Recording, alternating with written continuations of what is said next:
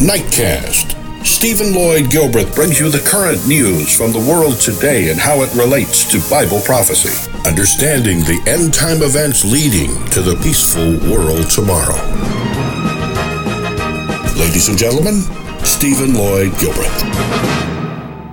Good evening, friends, and welcome to this November 18 edition of Nightcast. We've got the news on the killings in Jerusalem. First, I want to take us to a story that relates to the fourth seal.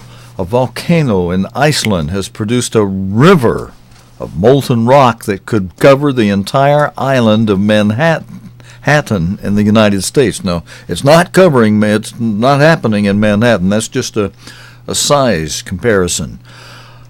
Haluroin has been erupting for 3 months and is responsible for the largest lava field in the country for more than 200 years. Mike Embley reports. Let's just show you a big lava field, bigger than the entire island of Manhattan.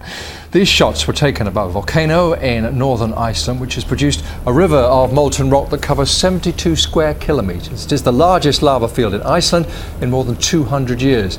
This volcano has been erupting steadily for 3 months now. Experts say the seismic activity shows no sign of stopping, but has been slowing down somewhat in the past few days. And friends, that mention of the seismic activity and being the largest, let's go to our slide just for a moment before we go to the news out of Israel.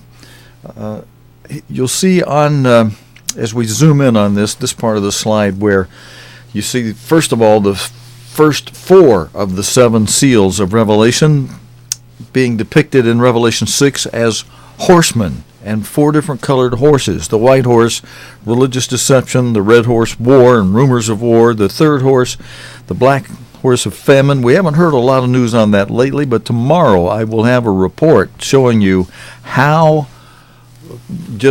global famine is presently now in the world.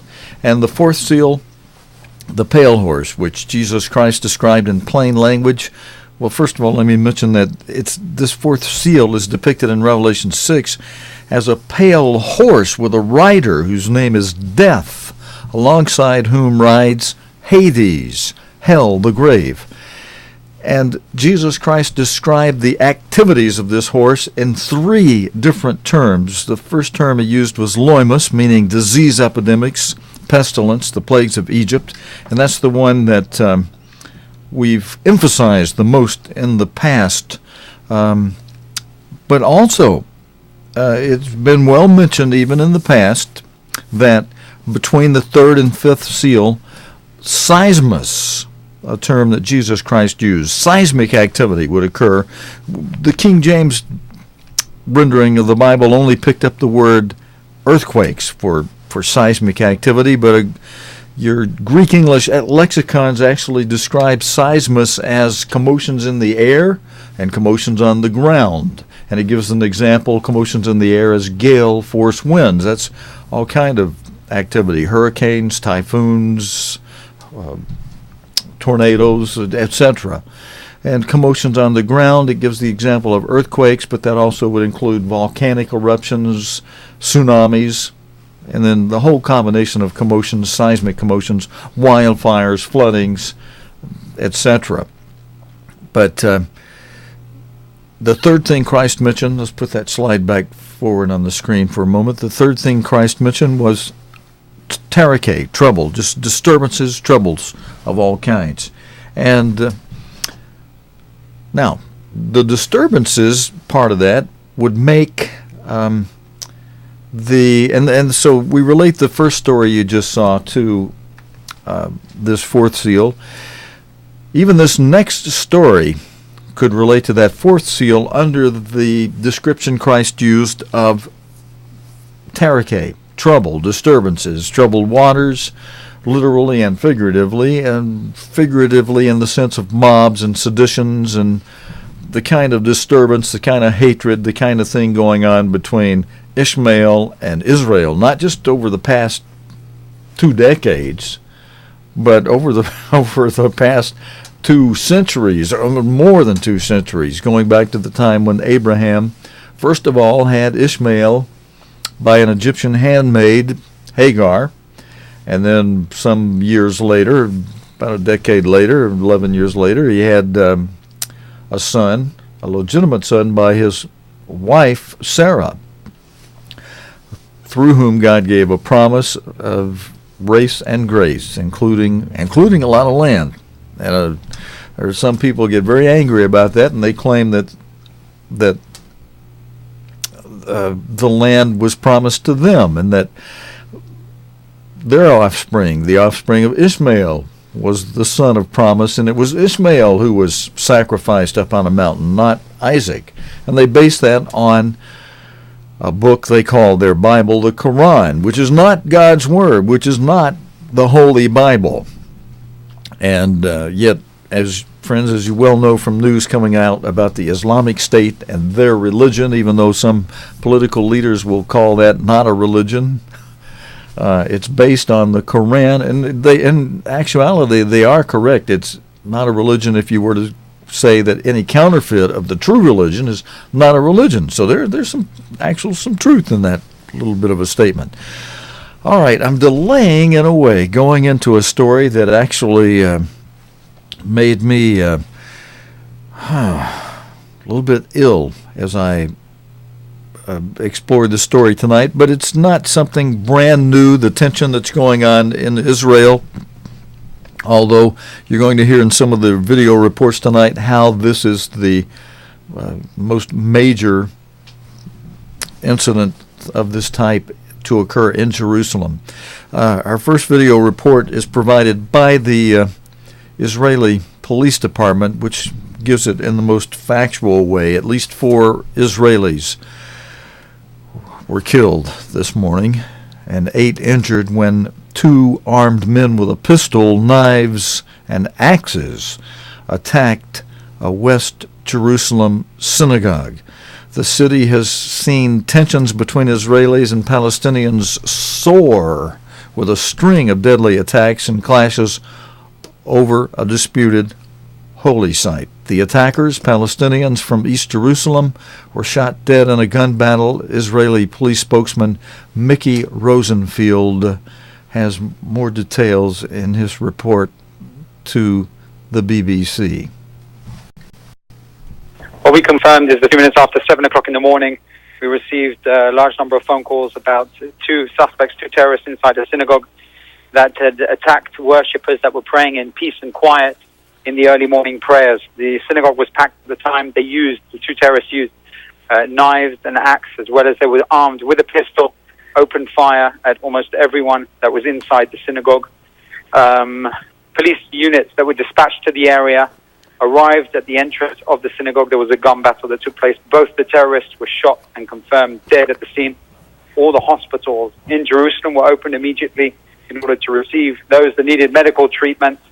And altogether, unfortunately, 4 Israelis were killed in the attack. 6 people were taken to hospital until now, 4 of them in serious condition, and a further 2 in minor to serious condition. The investigation is continuing to see exactly where the terrorists came from. We know they came from East Jerusalem, and heightened security has now been implemented in public areas, central bus stations, and the light railway area. And friends, in another separate video report, we'll see one man who was praying upstairs at the time of the attack said he heard 1 shot, 2 shots, and then a flurry of shots.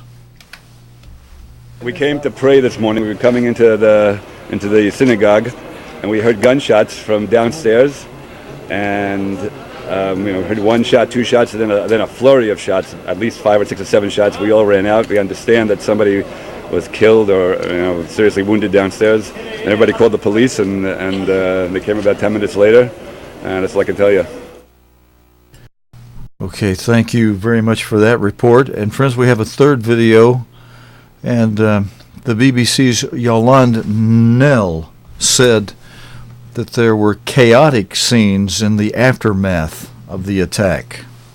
This was an attack that took place in the Har Nof area in the west of Jerusalem, as there were worshippers going to a synagogue inside a Jewish seminary early in the morning. 2 Palestinian men entered, we understand, armed with knives, with an axe, shooting at those inside. 4 Israelis were killed. Israeli police then came. There was an exchange of fire with the Israeli police, and the 2 suspects were killed. The police have sealed off this area. Some still quite chaotic scenes there. A number of people have been injured and taken to hospital, including 2 police officers, we're told. And really, this is just going to add to the tensions in Jerusalem, which have been simmering for weeks now, with a few other attacks that have taken place in Jerusalem, in the east of the city, also in the West Bank, in Tel Aviv. A total of 6 Israelis killed by Palestinians in those. But this is really the deadliest attack that there has been in Jerusalem, the deadliest attack of its kind for many years now. And friends, these last 3 reports you've just seen and videos you've just seen have been from today's news of an event that happened early this morning in Jerusalem, November 18. Again, killing a policeman and killing 4 others and injuring 8 others. Actually, about a dozen people. Well, wait a minute. I'm going backward now to a story I want to take us to from the archive that shows you how the tensions in Jerusalem have been rising to this soar over the past few weeks. It's only been 2 weeks and a day ago that about a dozen people were injured and the driver was shot dead by police when a man drove his car into several pedestrians in Jerusalem. And we've got video from a day less than 2 weeks ago. That would be November 5. This is video from our archive from November 5 showing the Palestinian driving his car into several pedestrians in Jerusalem 13 days ago. The aftermath of a second deadly motorist attack in Jerusalem in 2 weeks. A crowd watched the injured being taken away. A Palestinian driver in this white van ran over pedestrians crossing the street, including Israeli police officers. In this security footage, he's seen running erratically after he got out of his vehicle. Seconds later, he was shot dead. A terrorist drove his vehicle down the main number 1 road. From behind me at the moment, we're dealing with a terrorist attack again in Jerusalem at 2 main areas. The suspect himself hit 4 people. 500 meters up the road, he continued down the road. And at this point over here, there were security guards that approached him, and the suspect was shot and killed. And friends, I just pulled that out of the archive from November 5, just to show you that there were, things have been, and even that report's not the only thing been happening over in Jerusalem in the past weeks. A neo-Nazi march in Germany today has inadvertently raised money for a charity which helps members escape fascist organizations. The right-wing extremists hold a parade through the Bavarian town every year. This year, Exit Germany persuaded locals to donate money for every meter the neo-fascists walked, raising around 10,000, what was it? 10,000 marks, 10,000 euros for their you'll hear the detail in this video, for their anti-fascist cause. Rudolf Hess, Hitler's deputy, was buried in Wunsiedel, and so, every year, it attracts neo-Nazis who organise a march through the Bavarian town to coincide with Germany's National Day of Mourning. This year, Exit Germany, a charity helping people leave extremist groups, decided to use the parade to raise money for their organisation. Local businesses and residents agreed to donate 10 euros for every metre the neo-fascists walked. The charity even put up posters and road markings thanking the 250 neo-Nazis for their contribution, and organised a counter-demonstration, raising a total of 10,000 euros to be used to help people leave neo-Nazi groups. Okay, so things are happening, and that we should be indeed be aware of. Friends, our next story, we go to what's happening related to Iran. And, we are having a few little bit of equipment problems I'm noticing. It's been affecting the way our live stream goes out and what is the way it's recorded. It has some little blips in it once in a while, but we're going to try to trace that down as we trace down fix all the problems we've had to fix recently. Diplomats from Iran and 6 world powers are in Vienna in a final push to reach a deal over Tehran's nuclear ambitions. An interim agreement last year was hailed as a breakthrough, but time is running out of reach for a permanent arrangement. We've got 2 reports. Friends, this first one, Bethany Hill reporting from Vienna, will be discussing the fact that the deadline was originally, as she talks here, it was planned to run out this Monday. I've got another video, though, that updates that will tell you how that deadline date has been extended. But let's watch this one first because there's some details in here I'd like you to be able to see. The pressure is on to reach a deal. After months of negotiating, Iran and 6 world powers now have less than a week to resolve the dispute over Iran's controversial nuclear program. But it's not clear if they'll be able to agree. The stakes are high.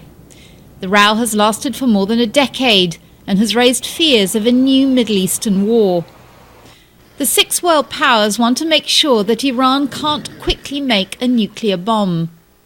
They want it to sharply cut back its sensitive uranium enrichment work. But Iran says its nuclear program is purely peaceful and should continue. It wants an end to the sanctions which have crippled its economy. The sides disagree on the number of uranium enrichment centrifuge machines Iran can have and on how quickly sanctions could be lifted. The talks kick off with Iranian Foreign Minister Javad Zarif, the EU's former foreign policy chief Catherine Ashton, and delegations from the 6 world powers. The US Secretary of State John Kerry and other foreign ministers are expected to join later in the week. Over the next few days, negotiators will be meeting in this Vienna hotel to try and come up with a final deal. The sides are closer than they have been for years, but big differences still remain, and some observers believe more time may be needed. But for now, all sides say they're focusing on meeting the deadline. Bethany Bell, BBC News, Vienna. Thank you, Bethany. Now, we have an update report that is provided by Alpa Patel that shows how diplomats have agreed to a 4-month extension to the deadline for an agreement between Tehran and world powers. Before I show you that, though, I've got from our archive a video showing former Secretary of State for the United States, George Schultz, and he's an experienced diplomat with dealing with Iran, and he had some advice last year which aired on our news program and on the BBC, and we played this excerpt here. The NSA could have easily pulled it for the president, but it's like Rehoboam, the son of Solomon, who became king after Solomon. And when Jeroboam came before him and said, hey, now that your dad has died, we want you to lower our taxes, and as the representative for 10 of the tribes of Israel, if you'll do that, we'll stick with you, we'll fight all your wars for you, we'll be very loyal to you, and we'll have a nice united Israel. But Rehoboam, well, he went to his senior advisors, the counselors who had counseled his dad. They said, yeah, go along with Jeroboam and the 10 tribes, reduce their taxes, keep them on board. Rehoboam wasn't happy with that from the older men, though, and so he put together a council of peers, men of his own age, young men, and their counsel was, tell that Jeroboam to take a hike. Tell him that, and that's exactly what Jeroboam and the 10 tribes wound up doing after King Rehoboam told Jeroboam what his younger counselors had advised and said that's what he's going to do. And his younger counselors had advised that they double or triple the taxes, really sock it to them, and he told them what a bad time that he was going to give them. So they took a hike and became the lost 10 tribes eventually of Israel. No longer lost, though. We know where they are today, even though some people want to deny the overwhelming evidence that shows you clearly where the 10 tribes are, as God identified who they would be and where they would be in Genesis 49. You just read that chapter and easy to put it together, unless you want to deny facts and stuff right in your face. But God helps with that too, and He's put blinders on people. So some people they're going to argue it, be scoffers. There are scoffers in these last days. But let's take a look at this advice that this senior diplomat, this former long experienced Secretary of State, gave regarding his understanding of trying to deal with Iran. The Iranians are known as great drug merchants, not for nothing. They're good at this business of smiling and encouraging on and then cutting your throat. So you have to be tough-minded, you have to be realistic. Iran is the country that's the biggest supporter of terrorism in the world. They do it directly, they do it through proxies such as Hezbollah. So they're a pretty tough customer. Now, the U.S. Special Representative for North Korea, Glenn Davis, is in Beijing as well. Okay, now that's the only part of that little video excerpt that I wanted to provide at this moment for you, friends. Otherwise, I want to go on with the video where I mentioned to you that there's been an extension of the. Let's see, I lost my place here. Here we go. There's been an extension of the deadline for an agreement between Tehran and world powers on Iran's nuclear program. And with that report, here is Alpa Patel. Iran's nuclear program has alarmed the international community for years. It's resulted in Iran's isolation and hefty sanctions, which are strangling the country's economy. The accusation that Iran is enriching uranium to produce a nuclear bomb. Iran firmly denies this and says they are trying to generate much-needed energy. It was this moment last November that produced optimism for an agreement, a deal that offered sanctions relief in return for limitations on Iran's nuclear program. But progress has been slow. Significant differences between the parties are being blamed for the delay. And now this announcement that a deadline for an agreement has been extended. While we've made tangible progress on some of the issues and have worked together on a text for a joint comprehensive plan of action, there are still significant gaps on some core issues which will require more time and effort. We will reconvene in the coming weeks in different formats, with a clear determination to reach agreement on a joint comprehensive plan of action at the earliest possible moment. The United States has said it will unblock more than $2.5 billion in frozen Iranian assets if Iran promises to convert at least 20% of its enriched uranium stocks into fuel. The move will help an Iranian economy which is on its knees. But there are many opponents to a long-term agreement. And so after decades of mistrust, the road towards a comprehensive deal continues to be bumpy. But all sides seem to continue to want to talk.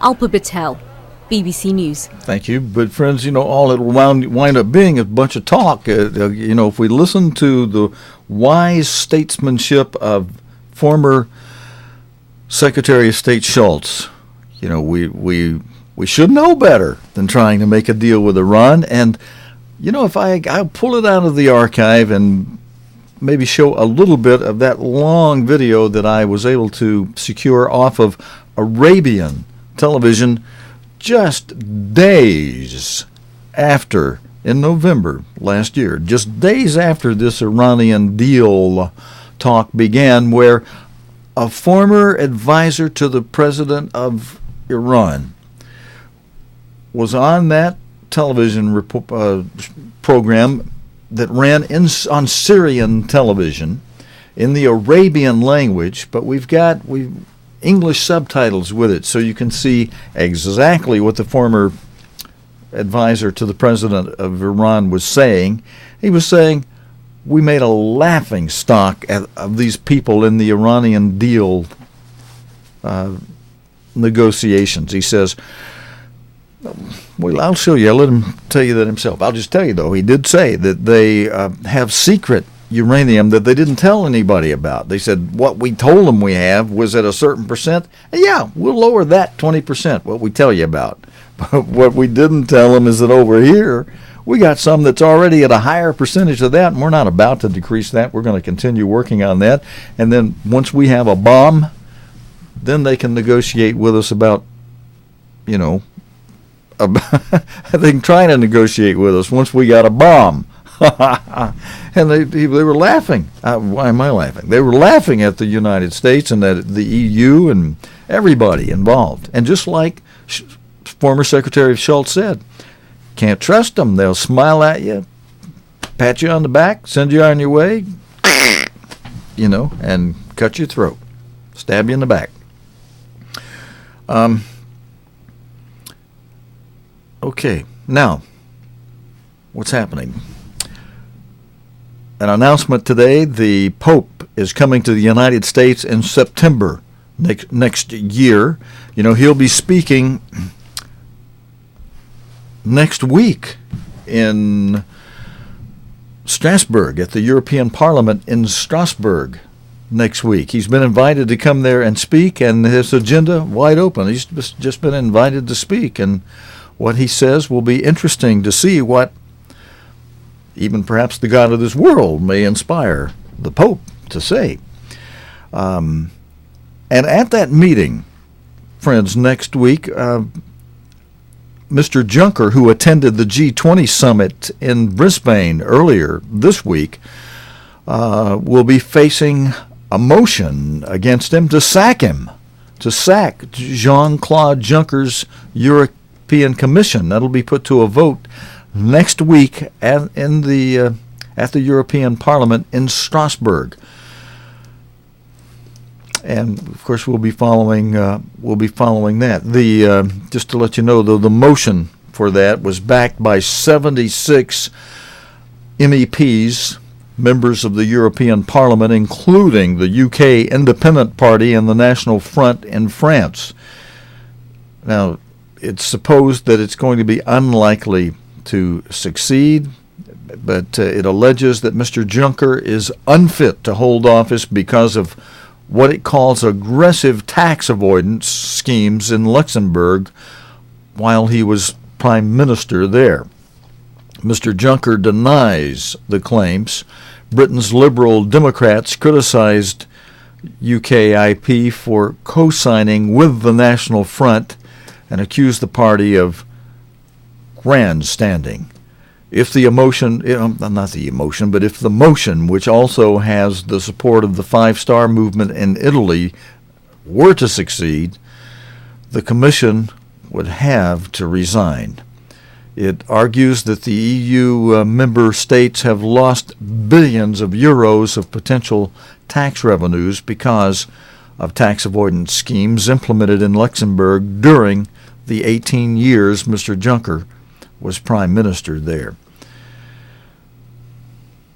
And a little bit more on that. At least 10 members of the full parliament must back such a motion for a vote to be held. Rules of procedure include that the vote has to be held next week. The signatures on the motion included, and isn't that interesting? It's coming up just at the time when the Pope will be appearing before the European Parliament next week on November 26th. And I think the deadline was November 24. Maybe I got those backwards, but one or the other, for the Iranian deadline, which has now been moved ahead 4 months. But regarding this motion, the signatures on the motion included 44 from the Europe of Freedom and Direct Democracy group and 32 from non-attached members. But it's unlikely to attract wide support from the other groupings. UKIP MEP Stephen Wolfe said the motion of censure means there must now be a debate on the behavior of President Juncker and a vote to remove the entire European Commission. UKIP promised to hold the Commission to account, and this censure motion shows that we mean business. Quote, we now hope members of other groups will get behind us to censor the Commission. This motion certainly means MEPs will have an opportunity to show their true colors and let their voters know where they stand on the actions of President Juncker. Liberal Democrat MEP Catherine Bearder criticized UKIP leader Nigel Farage for joining the National Front led by Marine Le Pen in backing the motion. Nigel Farage promised UKIP would not get into bed with Marine Le Pen. She said, yet that's exactly what UKIP has done by co-signing this motion with her and the French National Front. Instead of this opportunist grandstanding, the EU needs a proper independent investigation into the allegations against Juncker and his possible movement in tax evasion, end quote. The UK government has had an acrimonious relationship with Mr. Juncker since he emerged as the leading candidate to run the Commission following May's EU elections. Mr. Juncker, who took over as head of the EU's executive body at the start of November, has come under pressure over claims that some 340 global companies were granted deals to help them avoid tax during his 18 years in office, which ended last year. Mr. Juncker was Luxembourg's finance minister before becoming its head of government in 1995. He has insisted all tax settlements reached under his leadership complied with national laws and international rules. Speaking in Brussels last Wednesday, Mr. Juncker said, there was nothing in my past indicating that my ambition was to organize tax evasion in Europe. All right, and that's the end of that. Friends, I do have an update that's come in, a report further on Jerusalem, but I'm going to take a good hard look at that. Jeremy Bowen is the reporter on that one. We try to be careful to give you reports that aren't too lopsided,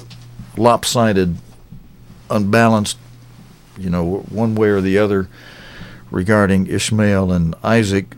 And yet, now if there's any leaning, it's going to be leaning to what God says in this book called the Holy Bible. So yeah, I'll admit some bias, if you want to call it bias, or deference. Let's call it deference. I'm going to give deference to this book of books, the Holy Bible, God's Word, something we can depend on and trust and should be reading and studying and following the suggestions or instructions in here for us to be watching and praying, which is something with the watching part we try to help you do. The praying, that's up to you. I hope before you go to bed tonight you'll be able to, armed with a lot of good stuff, you can utilized to pray, Thy kingdom come. Thanks for joining me tonight, friends, on this Tuesday night. God willing, and the creek don't rise. We'll be back again tomorrow night, Wednesday evening, with the day's current news related to the Bible and prophecy here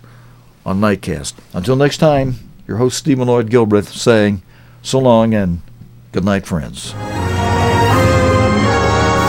You have been watching Nightcast with Stephen Lloyd Gilbreth. Nightcast can be seen Sunday through Thursday nights here on cogtv.org. Tonight's program is also available anytime on demand in the cogtv.org video archive.